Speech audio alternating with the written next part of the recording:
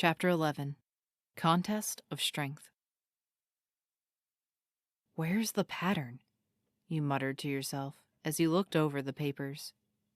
You've been staring at the reports giving details on the physicals Alfie's gave to each of the skeletons. You have been racking your brain trying to figure out why the machine targeted 3 out of the 7 skeletons, and so far, you weren't having much luck. They were from different timelines, a mix of judge and non-judge types, and also a mix of sans and papyrus types. Recalling their personalities, none of them were similar in character. There just didn't seem to be a common characteristic. Was it because Stretch was killed? Would a pattern be more evident if he was alive? Progress on the machine repair was going great, but it wasn't going to get the others back if you couldn't figure out the common thread between the 3 skeletons grabbed. You heard a knock on your door. With a yawn, you went to the front door and pulled it open. There stood Red and Black, who couldn't contrast their fashion wear any more if they tried. Red wearing his usual red sweater, furry jacket, and shorts, while Black was wearing another violet shirt, lighter color, with his dress pants. "Geez, kid. Hope you didn't plan to order a drink in that." What?" you asked dumbly, looking down at your white t-shirt and sweatpants. "What Red is trying to say is we were planning to head to Gwilby's and thought we should invite you. You've had a stressful day, and it's my understanding recreational social events such as this can help ease stress," Black said, looking away from you. This was weird, and also a first.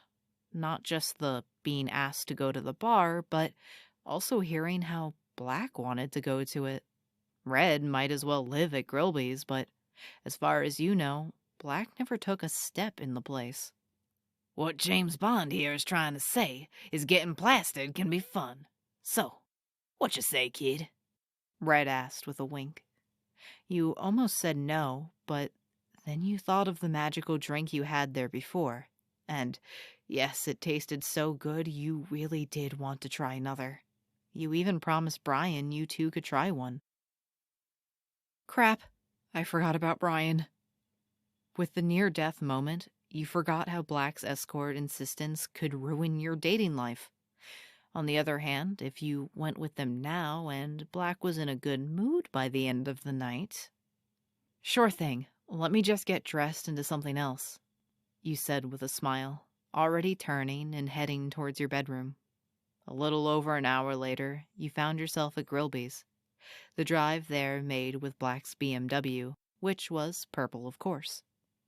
A corner table was found, with Red quickly asking for a fireball shot and Black asking for a martini. Maybe the James Bond reference really was accurate. You instantly got the same magical drink as before, club soda with glowing lights inside it. Giving Grilby a thank you, you enjoyed the citrus, lemon, and lime flavors which danced on your mouth. "You sure you don't want something with a little bit more kick, kid? Can have Grilby mix something for you which really will take you off your feet," Red said with a wink.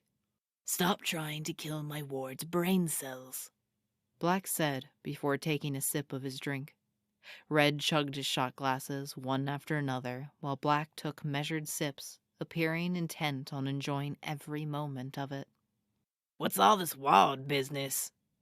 Red asked, giving Black a calculated look. I was kind of wondering that myself, you said, glad the other skeleton brought it up. Black, for the first time that night, appeared uncomfortable and started shifting in his seat. "It's a simple title for what a royal guard gives to a person they are bodyguarding, used for when one devotes their lives to protect another." You mean, devotes until Scott and the other thugs are arrested, you added hastily. You weren't crazy about the explanation. It almost sounded like marriage. "Of course," Black said, then finished his drink with one gulp and waved Grilby for another. You found yourself exchanging looks with Red. "Red, there's something which confused me, and perhaps you know the details. Blue said a very strange phrase to me last night. He said to..." You found yourself pushed back as Red dived over the table as if he was on fire. One big hand grabbed Black's shirt, the other clamped on his mouth. Don't say it. Red growled. Red's sweat dropped dripping on his skull. The whole bar went quiet at seeing Red's crazy assault. Then, the silence shattered with Black grabbing the offending arm holding his shirt, twisting and sending Red crashing to the ground. The big skeleton grunted as he thumped on the floor once before lying eagle spread before both of you. Do not think just because we share drinks, you may place your filthy hands on me, drunk. What's going on here? Grilby asked, flames on his head dancing higher when approaching the trio. Nothing wrong here. I just, overreacted. Seriously, Black, just don't say those words again. I'll explain about it later. Red said with a huff as he pulled himself up. You weren't used to seeing Red so fearful. You noticed Black give you a side glance, and all you could do was shrug your shoulders. Very well. It better be a good one, though. Black grumbled as he sat down again. Red passed by you, a finger tickling your backside as he made his way to his chair. You nearly spilled your drink, hearing a heavy chuckle from the skeleton. Black was too busy grabbing his new drink from Grilby to notice. The whole reason you went along with this was to get Black in a good mood, so he'd agree to leave you alone when you tried dating Brian. So far, the plan was going down in flames, though. Although, maybe you were going about this from the wrong angle. Say, Black, that was a crazy move you did to get Red on the floor. Do monsters have their own training in hand-to-hand combat? You asked, thinking of how easily he made it look. Of course, all royal guards are not just trained to use magic to fight. We are also trained to make our bodies weapons as well. Black said, thumping his chest with a fist. Red rolled his eyes before downing another shot glass. Do you think you could train me to fight? I don't mean like to be able to flip giant skeletons or anything, but maybe good enough so I can defend if I'm attacked. Like, before? You asked, recalling the feeling of being overwhelmed when the giant thug hit you. If you could get some formal training, then it was a win-win. You would know better what to do in a fight, and could use it as an arguing point to let you hang out with Brian alone. I suppose it would make sense, Black said, twirling a toothpick in his martini. For some reason, his cheeks were turning violet. The red-eyed skeleton snorted and crossed his arms. You almost had a good idea, but you should let me train you. When you get into a serious fight, you want to learn to fight dirty. That's my specialty, Red said with a smirk. Now the violet glow was gone from the cheeks. The eyes, though, just got 3 times brighter. Don't make me have to demonstrate again, drunk. We've already seen who's the superior one here. Seriously? I'll let you pull that move since I know you throw a tantrum whenever someone lays a finger on your shirt. You guys aren't going to, fight, right? You asked, giving a nervous glance to Grilby at the bar. Course not. We can be reasonable here. At least, I can be. How about you make a suggestion on how we prove who's toughest? Red said, giving you a grin. Me? You nearly squeaked, looking from red to black. I agree. Choose any sort of test for us to show who's the strongest. I will show this slob how outclassed he is. Black said, shirt fabric stretching as he flexed his shoulders. Okay. What about an arm wrestling contest? You asked. It was the first thing which came to mind as you looked from one skeleton to the other. The 2 skeletons exchanged glances. Not a bad suggestion, kid. What made you come up with it? I don't know. Maybe because of how big your bodies are. I mean, you have arms the size of my thighs. You said, then quickly shut your mouth again as you blushed. Black had his glowing cheeks back while Red scooted over to you and placed an arm on your shoulder. You could feel the warmth of it as the large limb pulled you against Red. A growling sound, almost animalistic, emitted from Black as he glared at Red. So you've, noticed how big our arms are, huh? Red asked, so close you could smell the scent of cinnamon from his breath. A question nagged at you, something you almost ended up asking Blue back when you used to be together. Maybe it would distract Red from being so flirty. Red, if you don't mind me asking, why does your arm not feel like, well, bone? I mean, I'd swear I feel it flexing, but there's no muscle, you said, and as if to prove your point, you feel it enlarge against you. Touch it, Black said, laying his own arm on the table in front of you. He had rather quickly unbuttoned the sleeves and had it rolled up. Now before you was his bare arm, white bones so large no normal creature would have them. You found yourself moving a hand out. The arm twitched slightly under the touch of your fingertips, but otherwise Black didn't move. Other than grabbing a drumstick from a chicken bowl, the only other time you recalled touching bone was when you were in a class to study the remains of animal fossils. This didn't feel anything like that. It didn't feel like bone at all. It was firm, but there was also a softness, as if you were simply touching flesh turned white.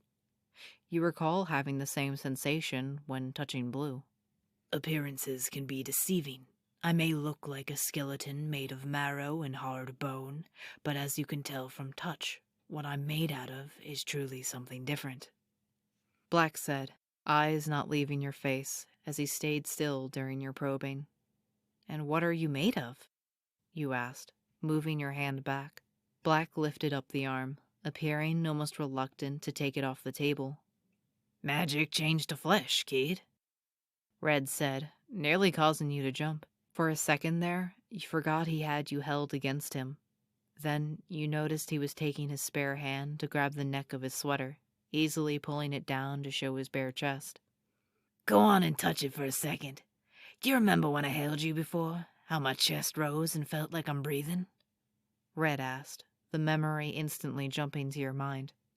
He was referring to the time he stopped Blue from kissing you. Yeah, I remember, you said, hand already moving and touching the white flesh. Not white bone. Black was right. This was truly flesh created in a way you didn't understand. This might be a bad idea. You were touching him, feeling the chest rise and fall, quicker now with your hand against it. You didn't touch Sans or Papyrus like this. It was just cuddling and arm brushing with those two. This felt different, and you felt your cheeks blush harder as Red was outright staring at you. He looked, the only word you could think of was hungry. Yes, he looked hungry for something. This was starting to feel like those times you made out with Blue. Red, we have a contest to finish, Black said, standing up and stretching. The flesh under his expensive shirt expanded and flexed, his masculine form becoming more defined. Right, sorry, got distracted, Red said as you quickly pulled back your hand. He finally let go, and you had to admit, your body instantly missed having something warm and solid holding it. You seriously needed Red to ease up with the touching and flirting. The red-eyed skeleton was doing the same as Black, stretching his body, pops being heard as it twisted. Arms appeared to enlarge and look muscular, proving the point of them being flesh, not bone. The black and yellow jacket Red wore came off. You found it falling on your head. Do me a favor and hold that for me, kid, Red said as he rolled his sleeve down. His white forearm looked just as big as Black's. Okay, you said, finding yourself laying it on your lap. It smelled of whiskey and was surprisingly soft to the touch. My ward isn't a clothes rack. Now get your arm down here, Black said, placing his elbow on the table. His hand flexed and curled, looking ready to grab something. Gladly. Get ready to get your ass kicked, Red said with a grin, elbow coming down. The phalanges slapped against each other with a loud clap, the sharp sound getting the attention of everyone. Ward, place your hand on top. You lifting it up will signal us to begin, Black said, matching Red's grin with his own. You weren't surprised to see him looking happy, his competitive nature coming to the front. Sure thing, you said, suddenly not sure if this was a good idea. Why did you just say the first thing which came into your head? Still, though, what else could you have suggested? Wasn't like playing a game of Smash Brothers on the game console would have proven who's stronger. Trying to shake off your worries, you place your hand on theirs, feeling the tension shooting through the closed fists. You swallowed once before speaking, the tension in the air rising as everyone at the bar watched silently. Begin! The huge forearms instantly leaned forward when your hand lifted. Popping sounds heard as the phalanges appeared to try to crush one another. For 30 seconds, there was simply the two pushing their bodies, one arm gaining an inch, then losing an inch on occasion. Sweat drops began to form on their skulls, red and violet liquid dripping onto the table. Then, you flinched when both did something unexpected. A loud thumping sound rang in your ears as you saw both skulls hit each other, a couple of hairline cracks instantly forming on both their foreheads. You thought I wouldn't see that move coming, drunk? You talk big about how you fight dirty, but you forget one important thing, Black said, not appearing bothered by the fact that he just headbutted a fellow skeleton. And what's that, ya pansy?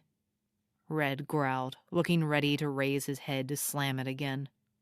I come from a world just like yours. Us royal guards invented the concept of fighting dirty. What's that phrase you don't want said? Oh yes, Tiffany Understudy. You fucker, I said don't say it! You were already getting up as Red lost his concentration, arm being slammed into the table. You didn't see anything else, except monsters stepping away to give you a path out, a few of them giving you a sympathetic glance. Heh, that's what you get for trying to beat Black, captain of the Royal Guards. Ward, did you see? Ward? You were already walking out as the skeleton noticed you weren't in your seat. The walking turned to jogging as you found yourself just wanting to get away. You were pretty sure Black didn't know what the words were about, but like some sort of curse, they always seemed to follow you. You were just starting to forget the words and forget what they meant. It was like the universe was determined to make sure you remember your place in it. You had been walking for nearly an hour now, a car occasionally passing you. Every time you saw headlights, you instantly tensed because it could be Black's BMW. And you didn't want to see Black or Red. You weren't even sure which of them you were angry at for what happened. Maybe it was more like you were just angry with the situation. It was so late, most businesses were closed, the street lights lighting up your sidewalk. One very stupid thing you were doing was you weren't even walking towards the mansion. You actually headed the opposite way. You could use your cell phone to get an Uber ride maybe, or maybe you could call Classic Paps for a lift. Only, it would lead to talking about why you were out on your own.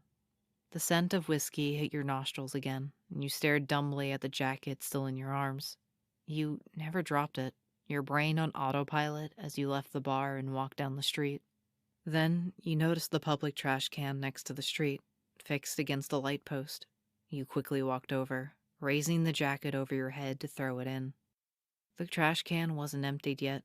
It was filled with half-eaten food, drink cups, and God knows what else. Would definitely ruin the thing. Your arms shook a little as you stayed pose, and then with a sigh, you carefully took a step back and lowered your arms. Thanks, kid, but wouldn't blame you if you did it. Ah! You had no shame in saying you screamed when you heard the voice only 10 feet behind you. You turned to see Red, who had his eyes on the jacket still held in your arms. There was an awkward, silent minute before you finally lifted the jacket towards Red. Here, you whispered, staring at the street because you really just didn't want to look at him right now. The whole point of this walk was not having to look at any skeleton. You felt it taken from your hands, then jumped as the large jacket was placed on your shoulders. Your whole body was practically covered by the thing, the jacket hanging only a foot from the ground. It's cold out, kid, Red muttered as he tied the hood strings together to keep it secure on you. As if to prove his point, a cold breeze came by, your body barely feeling it. He still had his eyes lowered, gaze more on the jacket than on your face. You were practically doing the same, staring at the phalanges which finally finished tying the knot. You know, I never did really apologize for saying it. The words finally caused you to look up, staring into Red's glowing eyes, which were hard to read. I thought about doing it, kid. I really did. It wasn't even the first, second, or fucking third offense I did when it came to treating you, well, like shit.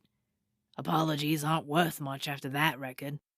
Yeah, saying sorry feels a little too late now, you said, not really feeling resentment, just sad.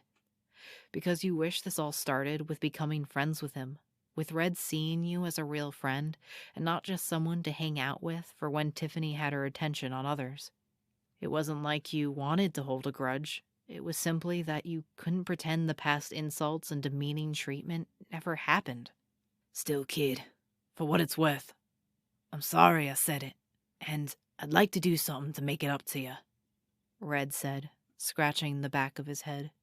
Don't worry about it, you said with a sigh, already taking a step past him to walk again, only this time walk towards the mansion. Red moved to your side, matching your steps. Like I said before, I know nothing I say or do is gonna set things right. But how would you feel if I give you car tune-up? Tune-up? You asked dumbly, giving Red a glance. You wanted to give your old Honda a tune-up as an apology? You don't take that old clunker in for maintenance like you should, but I know it's 'cause you can't really afford to. Just let me take a look under the hood and get it in better condition, Red said, once again not looking at you as he pulled at the collar of his sweater. Actually, you were a little worried about your car. Sometimes it took 3 tries before you got it started, and the brakes didn't work as well as you liked. Red was practically a mechanical engineer whiz who could probably take it apart and put it together again. You were getting decently paid now, and you could afford to drive it to a mechanic if you wanted to. But maybe taking Red's offer would lead to something good. Lead to you two being in a better place. Besides, it was a tune-up. He would probably change the oil and then point out a few places you need parts replaced. It wasn't like he was offering to buy you a new car. Well, my car isn't at its best. I mean, you could just do the small stuff and let me know if I need any serious work done on it, you said, finding yourself breathing deeper. You really did like the smell of the whiskey on his jacket, and there was even a faint scent of cinnamon, just like Red's breath. Great, kid. Tomorrow is Saturday, so I can begin then. You can hang out with your buddies Papyrus and Sans while I work on it. Sounds good.